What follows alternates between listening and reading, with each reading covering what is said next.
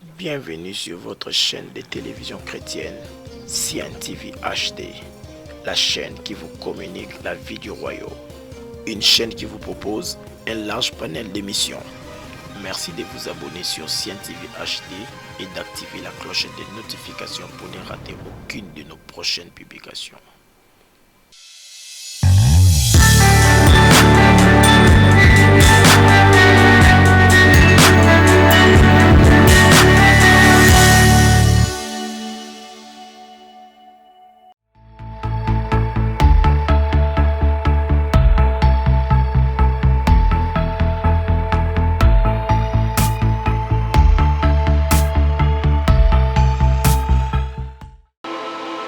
Chers frères et sœurs, to pamboli bino na kombo na Yesu et to souhaitez bino encore bienvenue dans notre émission prière révélée na séminaire en ligne na biso to lubaki et boné kolanda ba sport bomona ki batei. Aujourd'hui nous avons encore ce privilège ya koyamba mosali ya Nzambe le prophète Sam Kasamba ye nazali pamboli pour na biso aujourd'hui. Nous serons bénis à travers de lui et vous allez brancher. Nous vous conseillons de vous abonner massivement et de partager les liens dans bande Kwebele pour te dire qu'à Kembo Yanzambe. L'homme de Dieu, bonjour. Bonjour, papa. Bonne santé, Bota. Oui, Dieu fait grâce. Bota paix, ça va. Dieu contrôle. Mais la CP est. Merci beaucoup. Bon ministère, l'église. Oui, le ministère, par la grâce de Dieu, Dieu est en train de contrôler son œuvre. Oui, tout le temps, chaque fois, grâce et miséricorde, les autres, la puissance de toute grâce qu'il y a le ministère évolue. Gloire à Jésus-Christ. Je crois que c'est notre première fois dans l'émission de Bisso. Impression de les années pour la chaîne de Bisso émission. Oui, en tout cas, je suis très flatté. Na commune que chaîne moko et ça na pour ça que le monde entier pas à la toucher na parole Yanzambe. Le monde entier, ils allaient évangéliser, ils allaient encourager, ils allaient chaîne de la théâtre et ça la publicité, mais la chaîne où ils ont mis ma bâton, il y a voix sali. Alors il faut que la chaîne nous moko pour permettre de nous sauver l'Anda. Même si nous avons musique en Zambé bendayo, au pouce en ben en Zambé. Zamba zalokumu, sans plus tarder, to kukangami subisika to zali. Pour te côté en attente d'adoration na biso, te préparer mitema na biso pour recevoir la nourriture fraîche au Nzambe atindi à travers son serviteur. Seigneur Dieu soit béni. Que la gloire te revienne, Seigneur. Il t'a plu de nous accorder ce temps, Seigneur. La Bible dit que l'homme propose et Dieu dispose. Pour disposer les biso mokolo o Nzambe. Pour tous à la bénir à travers ta parole. La carte séminaire na biso en ligne où ils ont les à partir à héros à 21h où ils ont simba mitema ya bato ebele. Que la gloire te revienne, Seigneur. Alléluia. Jésus, alléluia. Jésus, alléluia.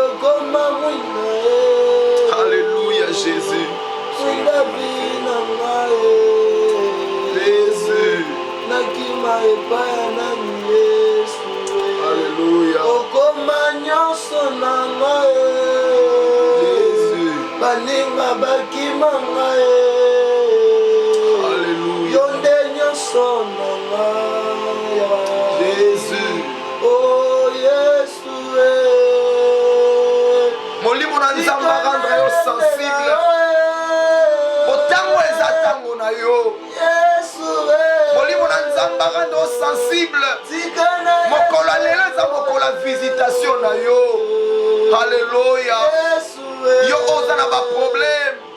Yo zo traverser un moment difficile. Nzamba kosa elo bolamu lelo. Il est là, oh Dieu. Shandarabo shakarababa.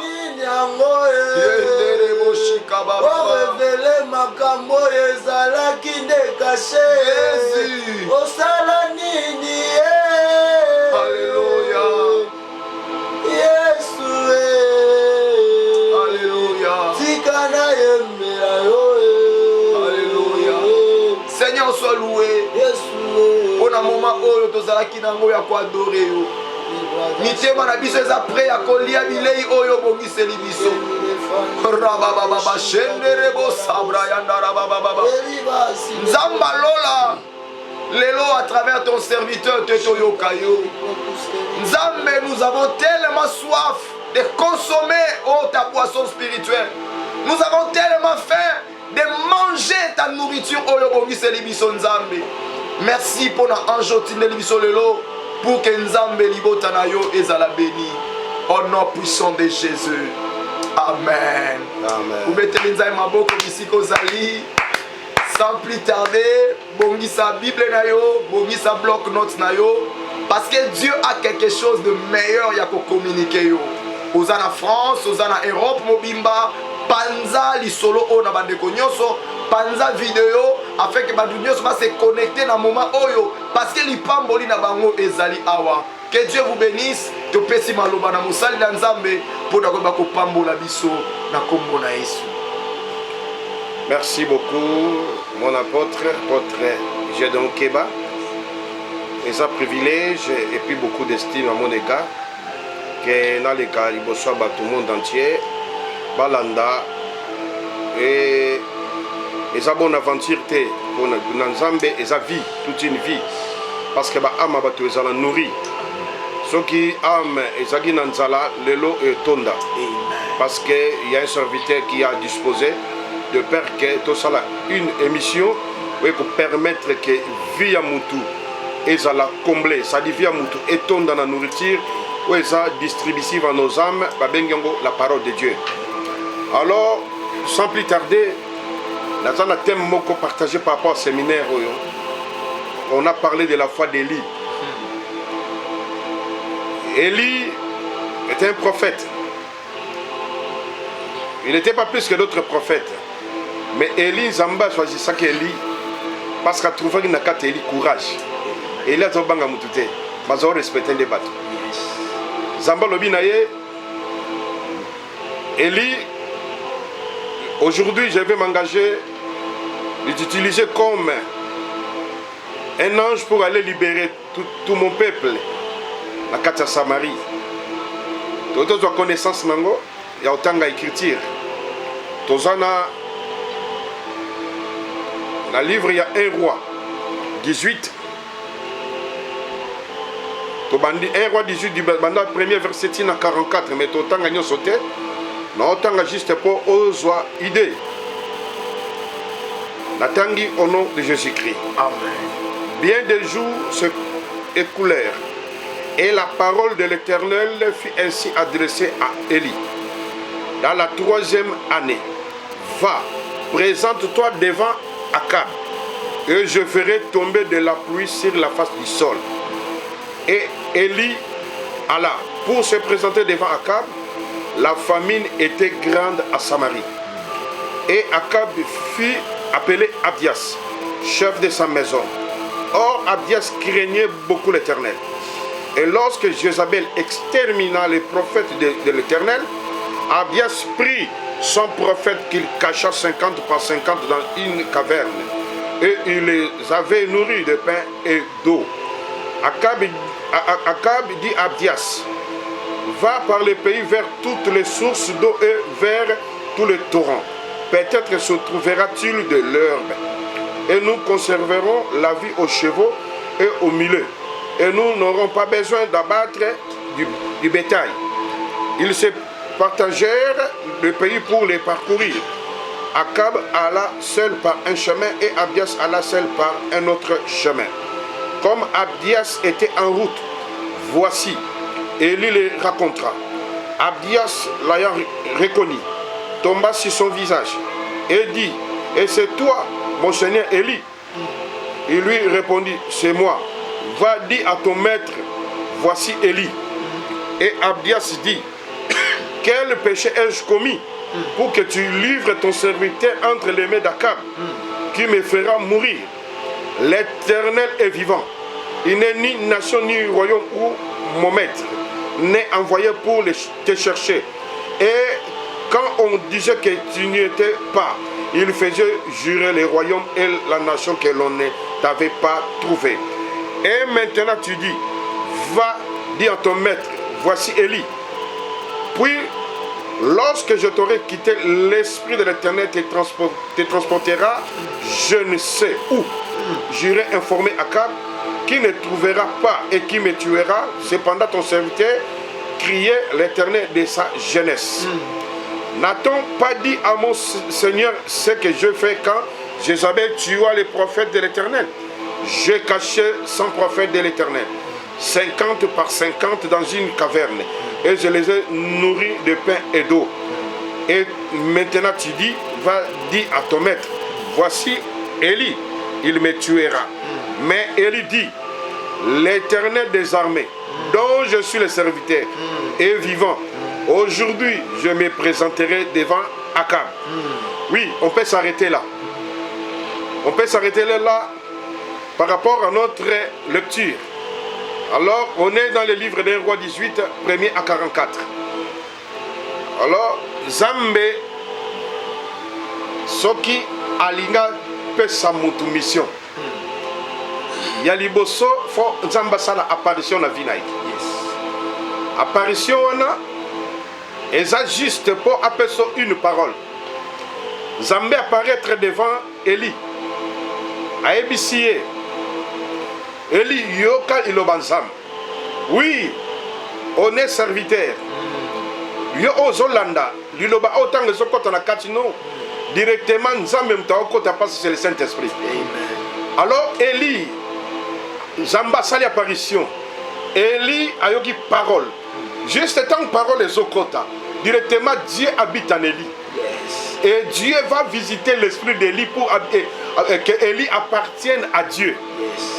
Alors, Lélo, nous devons vivre dans l'Ikanishi apôtre Gédéon. Alingi yope, esprit ensemble kota place yoza. Naebi ke nzamba kota na kati na yo.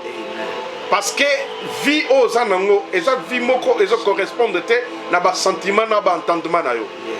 Alors Élie a vu apparition. Parole koti de Ézéchiel lobi na ngai. Na Ézéchiel 2 le verset 2.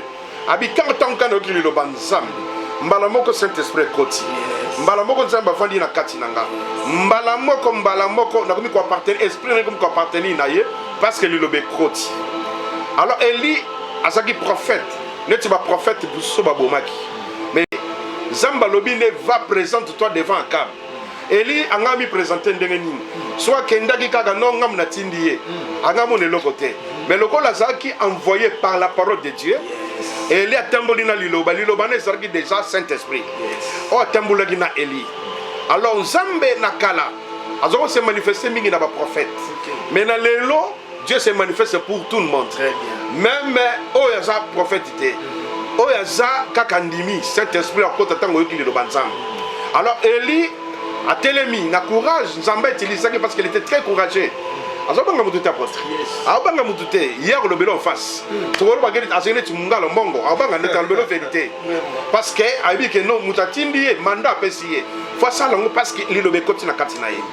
Alors Élie accueilli à sa mission de Zambé à l'obagi na ye. Na nzela na parcours akutani na oyo aza intendant na kati ya ndaku ya Akab.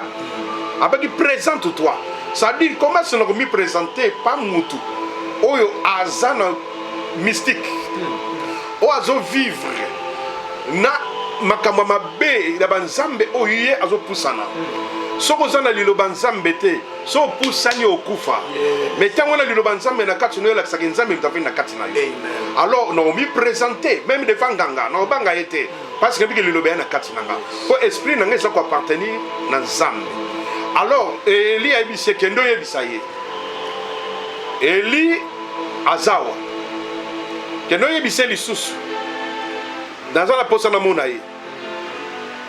Abia Salobi. Ma beni bisumuni na sali. Abomi batu ba musuku ngana bomi nzamba lobela kiyote. Zamba yebina oyo. Yo lobite. Yes. Zamba yebina oyo zo kanisate. Mais Yebi kaka Élie yo kende. On se présentait par Akab. Et puis, c'est que tu es moyen au sala. Et puis, c'est que tu vas aller comme ça au procédé, dans procédure au sala pour au monaye. Yo kende kak. Élie a exécuté. Cela veut dire, nzambe ntango apesa mutu mission akotisi Saint-Esprit na liloba mutu wana ntango aotambola Yesu yete. Pourquoi? Parce qu'on obéit. Ce qu'on obéit nzambe na transmission Saint-Esprit a commission yé. Comment vivre nzambe. Alors Eli a sali mission. Habité Zena Kende. Yebisa Eli. Alors bina loba po abomanga. Oyoka li solo na yete abomi ba prophète musunga na bombi. Eli est concerné yete. Eli a sana besuka ka omona Akab. Ya munga pe na zoba yum to lande mission. Akab a telemelio. Oh, bon, la famille a comme une autorité à la trône. Les longs samba ont détrôné. Les loban samba écoutent la katinayo. Jésus. Ils ont réduit force. Il y a moutunion soit télémélatio.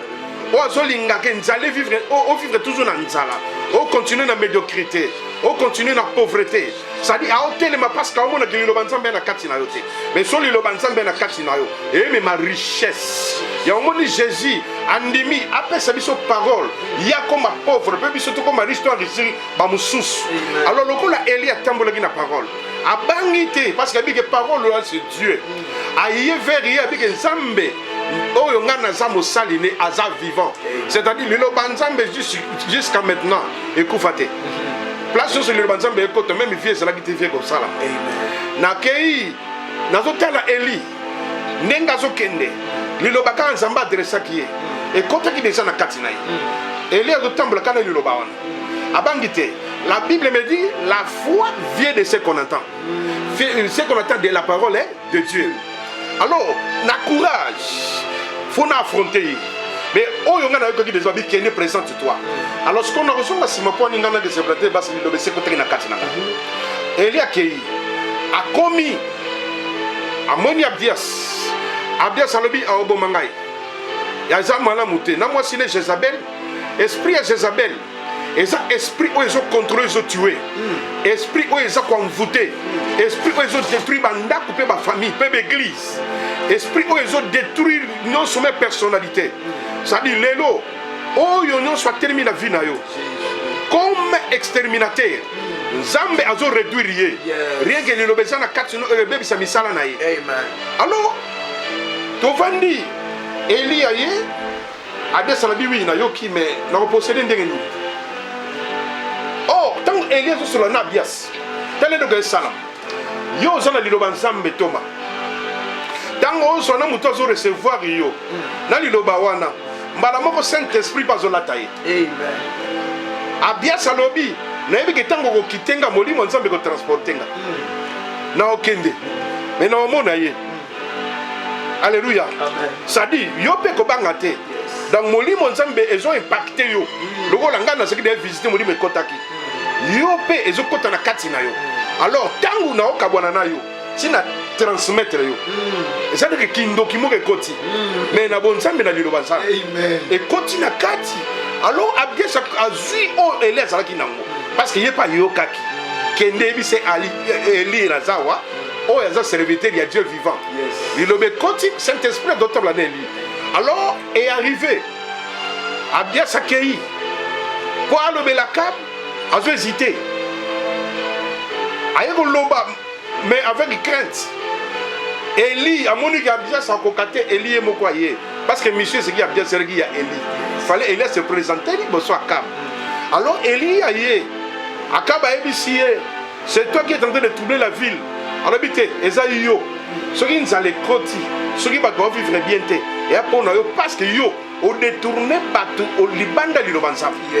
Alors, place une zali, et ça place une parole des athées. Et place une parole des ali, ils allaient aux alatés. Place une l'Ilobansa, mais ça prêcher, ils allaient aux alatés. Quand on parle de la famine, tout le monde a malédiction, tout le monde a maladie, tout le monde a mort physique ou spirituelle. Quand on parle de la famine, tout le monde a oignon, généralisé souffrance. Na kati ya famine. Alors, trouble, où ils ont compté, na kati ya batu, où ils ont détruire, ils ont eu parce que manque de parole, les gens ma belle. Et ma belle, ils se sont recevoir parole. Tout ça, tout ça, pour s'approcher devant Jésus. Pourquoi? Parce que c'est Jésus qui est notre hôtel. Alors, les places sont un hôtel, bon, bah, tchaki. Et ça qui hôtel, il y a magie. Parce que bah, d'autres travaillent dans trois possibilités. Bah, d'autres travaillent dans l'oracle. bazo travailler na ba nuage, bazo travailler na moi, bazo travailler na ba éclair. Soki kake beti, abando sepela babi lelo tokolia mbule ko beta mbongo ko kota. Mais oh Eli, ado travailler na liloba, kaka liloba. Pour faire pleuvoir la pluie. Pour oh ezala qui se serait et disparaître. Alors na katia magie. Magie, coutume, sorcellerie. Oh nous c'est ça occulte. Nous sommes généraliser Satan. Et l'eau qui détruit rango, et ça qui l'obanza. Amen. Il obanza mbende koyo bon ça même appelé. Oh qui place on est simba kate. Mais l'obanza mbe soko e ko changer forme ma belé wa. Zamba moneki ki l'obezate. Batu bakomi ba motala plus balle. Balle payeur Azaki oyo batu bazoko ko invoquer. Oui, Azaki puissant. Azaki fort. Mazaki tout puissanté. Azoko pesa pe batu ba bénéficier ba gain. Batu bazo so ba mbongo bazo se servir. Ndaku pezo vivre. Akaba yebisi Eli, tu as troublé la ville. Habiter chez toi et ta maison. Donc yo mbali. Moi si na yo nanda gono mbana bana na bino. Ndebo baby sinza les côtes. Alors muto azo détruire place. Quand on parle aussi de la ville, on voit directement la famille. Et famille na bino cause les baby pour mutu moko za na système ya ko kende bango bonganga ba consultation azo kende pas ba marabout azo kende partout azo détruire famille mais ma chasseresse azo même liwa mort physique tant que spirituel. Alors Eli a une vie parce qu'à l'obi que l'Éternel dont je suis serviteur est vivant. Ça dit Nzambe place sur son liwe koti soki Nzamba kiti vie et botami. Parce qu'il est vivant, alors il a sali procédure à se présenter devant Akab, à se présenter dans ma machette, dans ma confité, dans la prière, mais à se présenter dans la parole, on s'en va continuer dans la katina. Alors si on gagne nganga, on gagne sorcière, au sorcier, il y a que la parole de Dieu. Amen. Avec la parole, on fait face, il y a que détruire une force sur notre ennemi.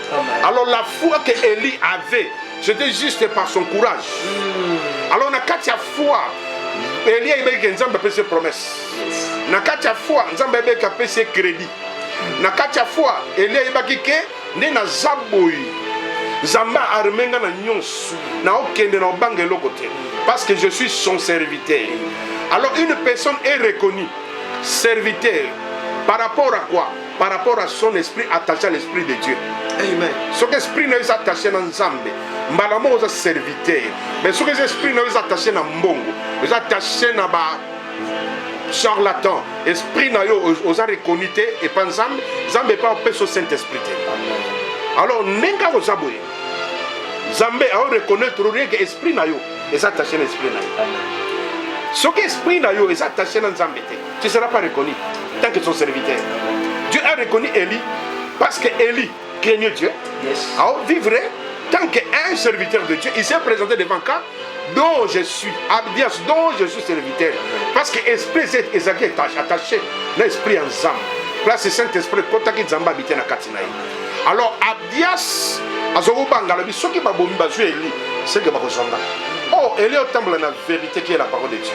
A sera qui sentir, a bangate, a bien au yebisa, ainsi dit l'Éternel.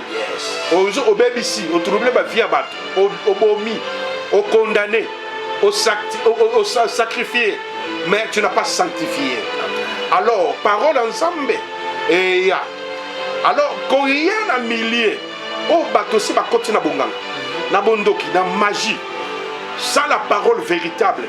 On convainc que et il y a une parole, mais il fallait aller un peu dans la œuvre et la parole. Amen. La Bible me dit la foi sans œuvre est nulle. Il fallait œuvre salama. Alors Elia Salini, Elia Tali a proposé d'habiter. On a beaucoup de tigres sur ma kelele. Tosi to yogi mingi, bal pas au sala. Babi ça va. Le rôle à œuvre, tu as un défi. Yes. Défi au photo sala. Tu as un banane sans sang. Oh, nana sans sang. Ce qui balle, bon, qui n'est pas balle. Il y a un peu pourquoi vous boitez tantôt vous en ensemble, tantôt vous en coutume. Tantôt vous en ensemble, tantôt vous en hôtel, il s'en quelque part. Tantôt vous en ensemble, tantôt vous en sokolagayo. Si vous en wapi, or qu'un samba zoloba. soki linobane koti na kati na yo nzamba okango makolo de peur que aucun ni à gauche ni à droite. Donc tu vas rester focalisé dans ta fidélité. Ça dit au temps pour le jeu ensemble. Te okanginga makolo na kewa. Na kewa na sa place moko. Alors Eli, abi pourquoi boiterez-vous de deux côtés? Ça dit ou bien boyoka kinzambe, be boyoka ki était. Pourquoi boyoka kinzambe était? Alors ngai na minute ça la défi.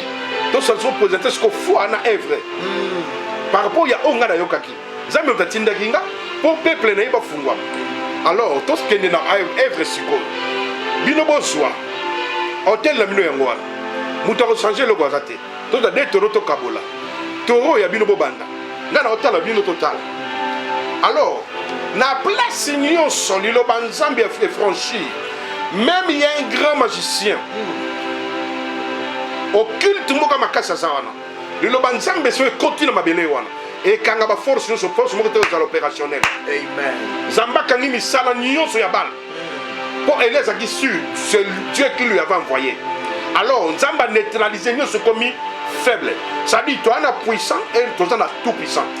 Puissant de souka mais le tout puissant à ça donc suprême. Encore jamais ko kita. Alors Zamba comme le tout puissant. Et les tamboulina le Dieu tout puissant. Baba tamboulina le Dieu puissant. Ba sali la puissance rien. Ba kati ba incision, makile tangi ba sala sacrifice. Ba sa ni. Waya. Pourquoi? Parce que Zamba s'en neutralise et Elias s'en attaque. Zamba lobi va. Quand Dieu te dit va, ça dit c'est lui qui va te précéder. Yes. Zamba comme avant yo koma. Zamba inati de ma belle franchir. Pour bon que c'est la Eline c'est là. Alors Eli a koti. Aniati mabele. Or qu'avant n'était mabele Zamba s'en attaque. Yes. Zamba s'en neutralise. Nous sommes Eli a eu ça la musala. Eli a bandi. Atali bango abi peut-être là le la musaye. Ba mekina bakake ebetite. Nikole yinda e indite. Ba sala boye e o sala boye ba ezate. Mais babi mais le sanini. Abi peut-être là le la musaye. Pour que yaya sa vivant. Eli ba sali bango tour est raté. Eli abi ça va ngai. Alors Eli abandi ko rebâtir hôtel. Abandi ko rebâtir hôtel pourquoi? Alingala kisal. Azu 12 pierres bana Israël. Bozonga na nzela. Bobi ma place bokota ki nazo meka ba bongisa obi sonabino to participer ce qu'on esprit ensemble. Amen. À rebâtir hôtel. Pourquoi Eli a salaki actonné pour rebâtir hôtel? Et à salaki yango juste. Voilà que c'est hôtel ezaki bâti. Et zalaki en Zambena auparavant. Bango ba yeba détruire hôtel na esprit à balle. Il a rebâtir pour sa présence en Zambena Samarie. Et tango tier 12 pierres, on représentait 12 tribus de Juda. Pour nous zonga na alignement Zambé basala kanema sekité. Eli a pesi offrande. Offrande à Eli. Ezaki pour participer dans makambo balité. Première offrande, la pesi. Deuxième, abisi Nzambe siko na omona kena bandi ko sala purification. Boso pa mai.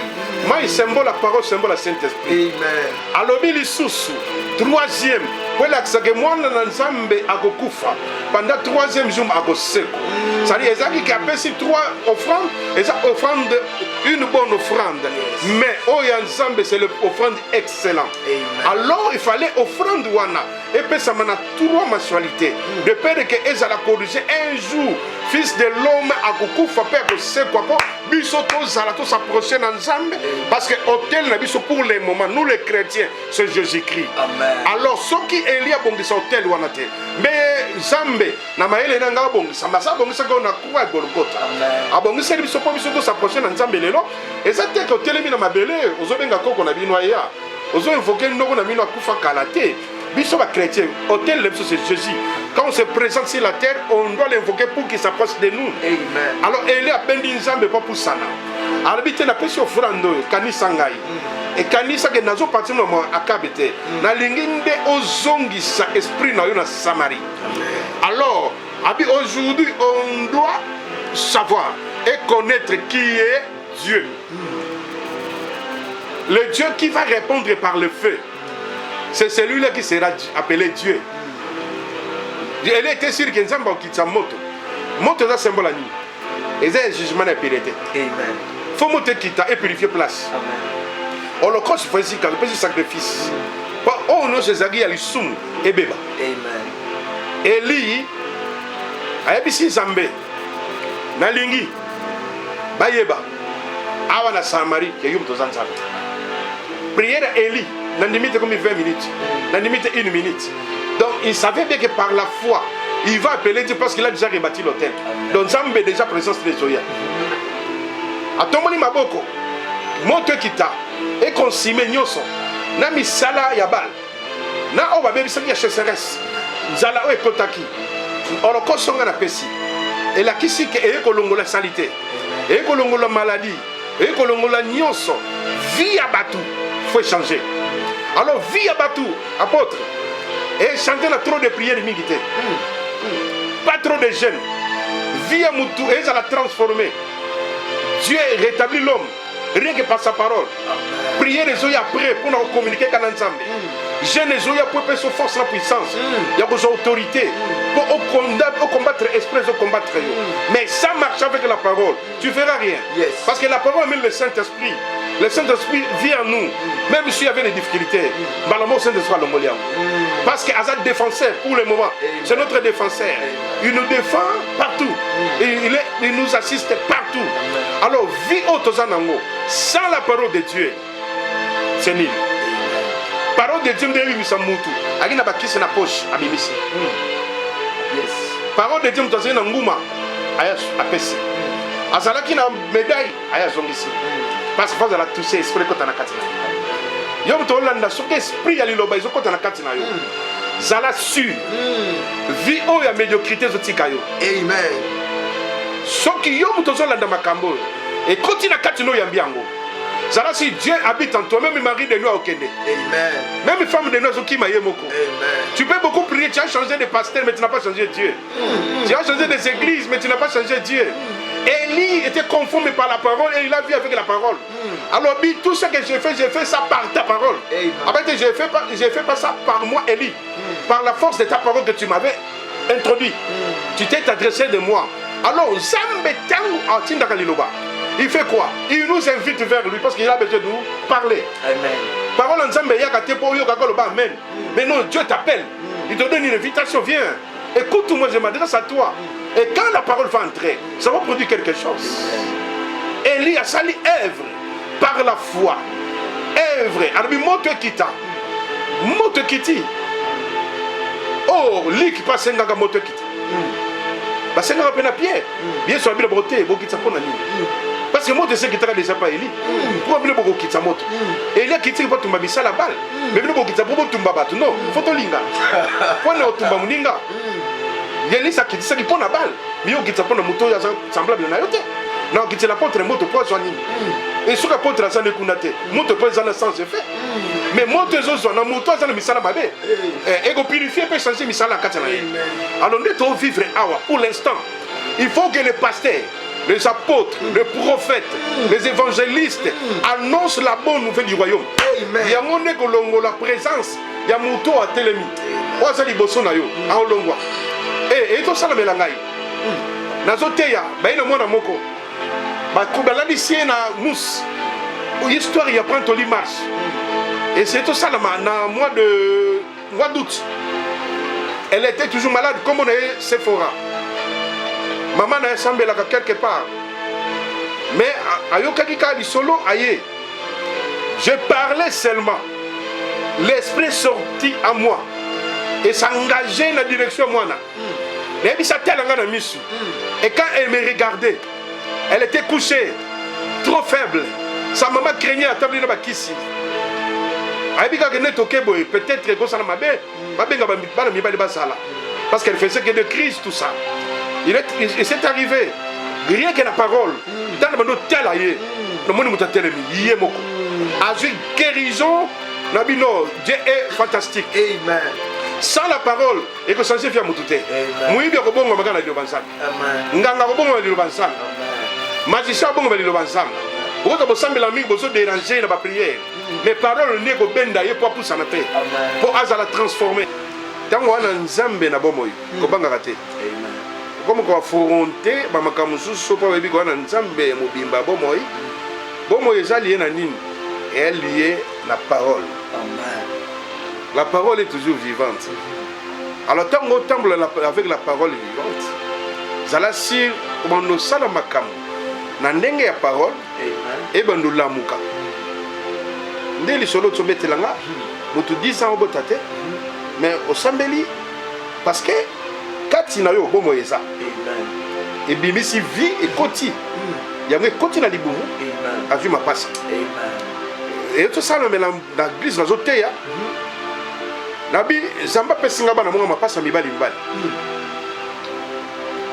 nazoloba yana mwana moko wa mwasi aya kaninga na maboko donc faut être l'émissier papa manzoro yoka ya boti bana ya mapasa mibali et lelo nazoloba na komi au moins na 19 ndoi par rapport na oloba maloba ta nazoteya ezopesa na bawa bota te bazobota alors Eli ayaki na eloko fo ebota ayeki na liloba tambolaki na machete te ayeki na manto na ye te parce azotambola mingi na yango mais atambolaki nango te batamboli na liloba asali nyonso na liloba ayebisi Akab c'est au contraire yo nde moto j'étais troublé Akab alobi na ndenge nini alobi non c'est parce que o abandonné commandement ya Nzambe okei auprès ya Baal autant que après Baal et la kisi ko obwaki Nzambe mutu nyonso azo se focaliser na ba magie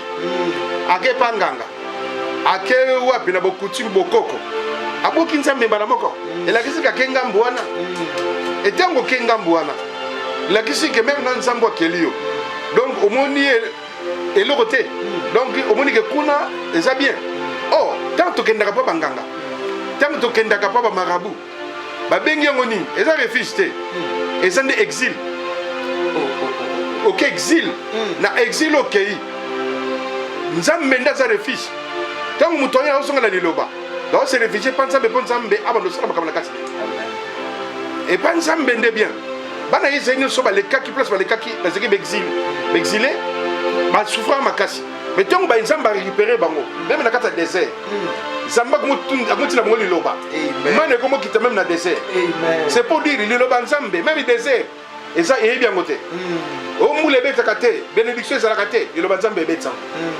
alors Eli alobi bon oui na sina comprendre bino na monike ya bino osala te mais yanga osala Nzambe lokola za na bomoi prophète pasteur apôtre évangéliste prêche la parole prêche la parole comme il faut ngai dans ce excusez non pas apôtre a bien singa plusieurs fois fana sala émission moka parcours et gars édifier bateau mais le nom ko épingler moi muke et ça qui va temps et so permettre traiter parce que l'invitation y a des temps à autre mais temps na ngana boya kate parce que ya musala ngate musala nzambe ata ça gete ya na mokali na kendaka bate kulune sakuna na kendaka na auto affronter placement na maviokele na keigure zakate ndito mona kuka zakate ba pelisaka ba minda ya mituka parce que l'installation ça dit place on a besoin de l'ensemble na kenda nzamba utiliser ndenge mususu alors église etondaka makasi na kende toute une semaine et clôturer dimanche le baptême na bandoki ba on se dévoiler mutu ta simbi ba parole kaka ote na ndoki na ngala maman na biso d'aller vite na j'ai vite compris mutu temble na parole ensemble asa élément à craindre amen parce qu'il marche avec Dieu alors Eli atali le bitin soki nzambe te mtatini ngai na koya vers Akab te et l'on s'est passé Akab a dit que ba oluke pe Eli il fallait Eli rencontrer mais c'est Akab qui est venu vers Eli ça dit liloba nzambe ego benda mutu ayo luko apôtre amen oza mutu mo uti basina nazo luka apôtre akoti porter parce que yo zana ainsi dit l'Éternel amen mutu auta malweka ayo luka yo amen soki biso ba pasteur ba ko luka biso eza non eza te pas un combat pasteur pour ngili solo moko et ya pasteur ayo ki témoignage moko ayo ki miracle moko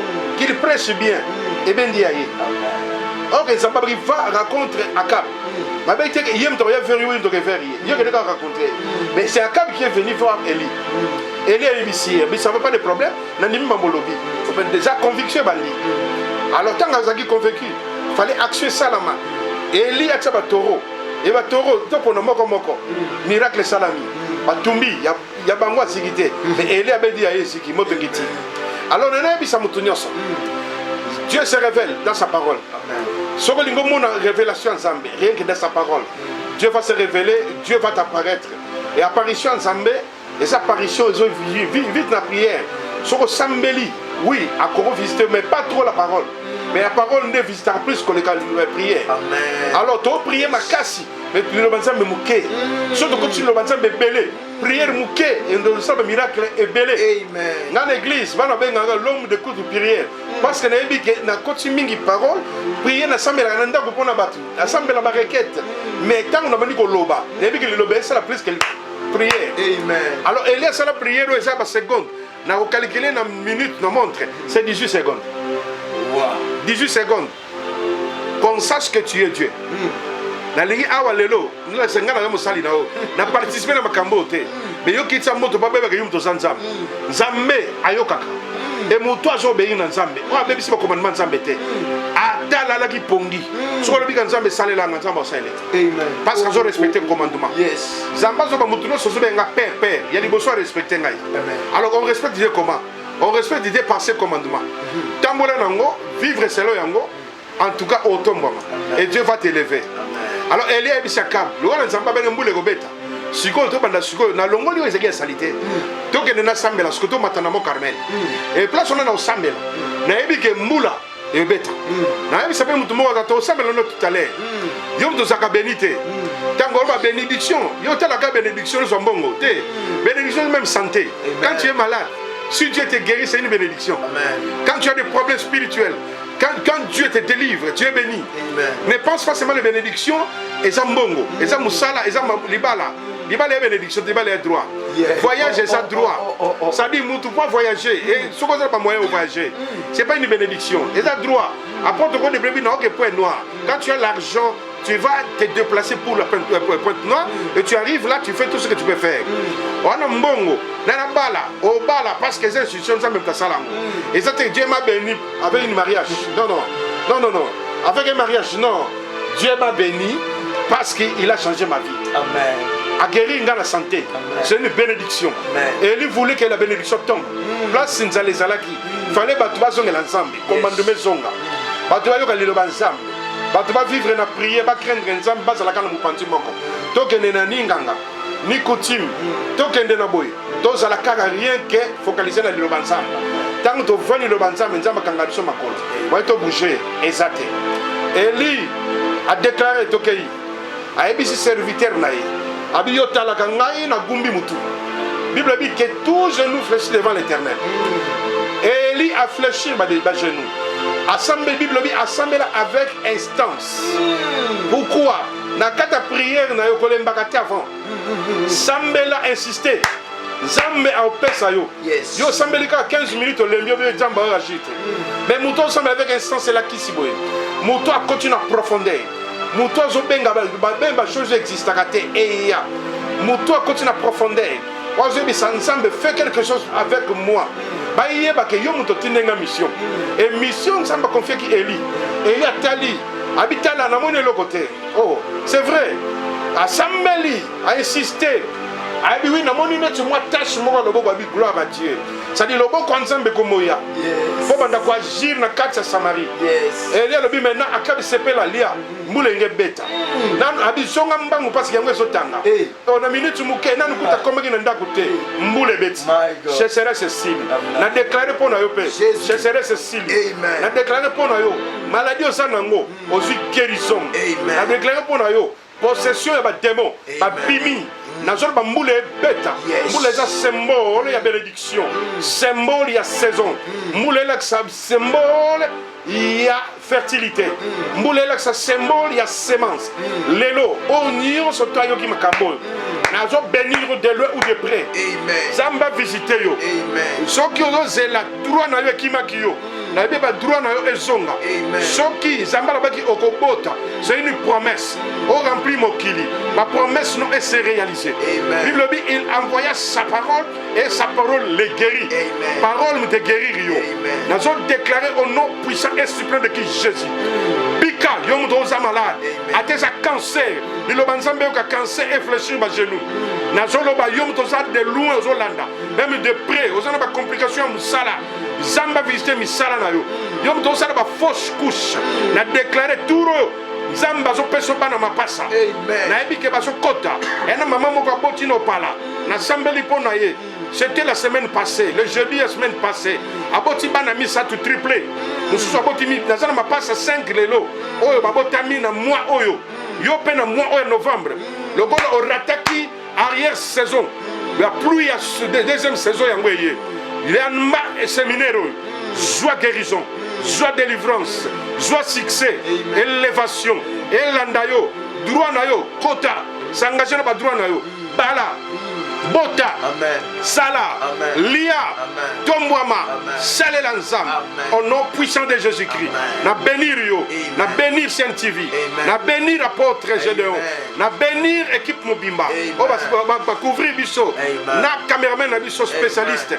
À la kisa professionnel à sali musala bien pour Yolanda sur les bébés qui Yolanda te mais là on a vendu le na machine à la kisa que dans la savoir landango bébé est en Amérique yoka Océanie et oleka nazi chinois au côté na kata site na loba na lingala mais yoka ngo bien en français on comprend na ki chinois yoka ngo américain aux en traduction na téléphone traduction na ordinateur on traduit un jour tu loba en anglais un jour tu loba en français mais le zalaki na lobby plus na ndenge émission de mata pour de père que yo o za congolais il y a même ya Brazzaville même africain gabonais camerounais brazzavillois na zolo ba congolais RDC makambo ezayo angolais yo sozo na makambo aux huit délivrance au biki vina we changer tika bonganga tika bondoki tika magie tika coutume yaka après Dieu koya après balete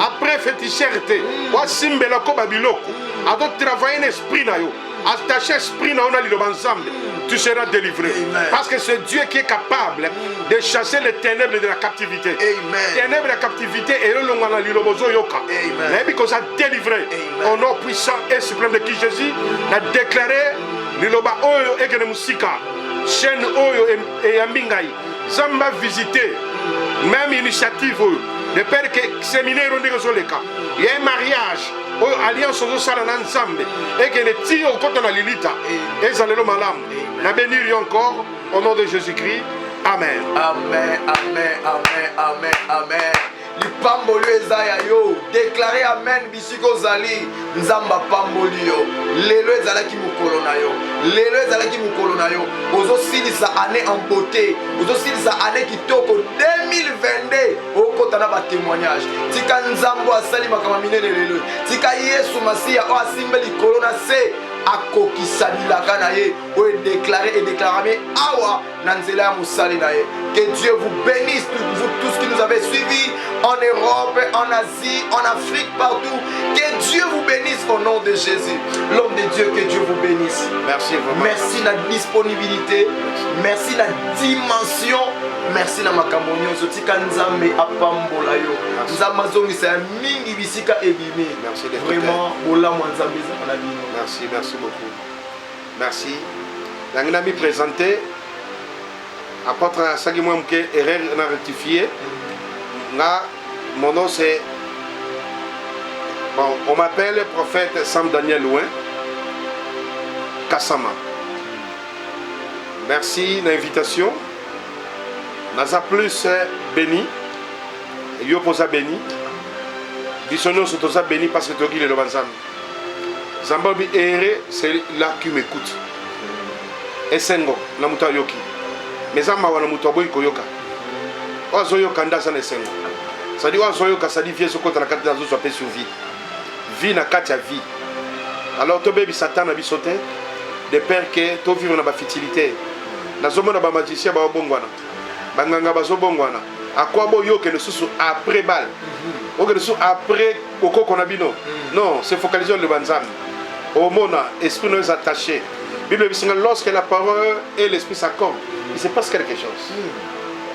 Esprit nous fait s'accorder dans l'homme. Pour les camomans, moi ça là. La bénir nous d'accord. Amen. La bénir l'église. Amen. La bénir madame. Amen. La bénir na yo moko. Amen. La combo na Yesu. Amen. Amen. Nzamba pambola yo. Abonnez-vous sur notre chaîne CNTV HD. Partagez les liens à plusieurs personnes. Balanda message oh, ils sont tellement forts, vous serez bénis. Et je crois que très bientôt, tu auras un témoignage à Makambo oh, Nzamba Salelio. Yo osa touché à travers séminaire oh, osa touché à travers prédication oh, osa ngate ko tila biso ba commentaire ya Makambo Nzamba Salelio. Partagez na bande kebele, partagez na ba membre de famille, partagez même na pasteur na bino parce que message yo ezali krapo na ba sali bana te mais ezali pe na ba pasteur. Partagez na ba pasteur na bino, partagez na ba membre de famille, partagez na ba ninga oyo lo ba kolinga mingi, partagez vidéo oyo alanda yango, a aimer yango, yebisa bango ba s'abonner parce que abonnement na yo wana ekofungolo ba porte ebele pe. Tika Nzamba pambola yo tokutani na mokolo oyo ezoya pona kozwa oyo ezali invité na biso mosusu oyo aye Yesu pona kopambola biso na kombo na Yesu. Zala vraiment fidèle na séminaire oyo kino tokosilisa Nzamba koba kopambola yo na kombo na Yesu Masiya. Botikala malamu tokutani mokolo lobi na suite à séminaire na biso au nom de Jésus. Amen.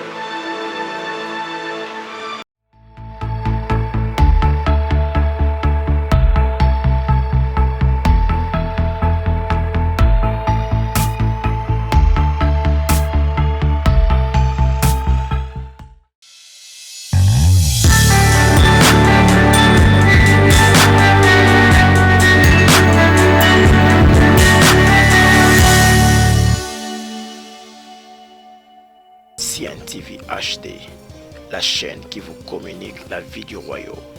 Une chaîne qui vous propose un large panel d'émissions. Merci de vous abonner sur CNTV HD et d'activer la cloche des notifications pour ne rater aucune de nos prochaines publications.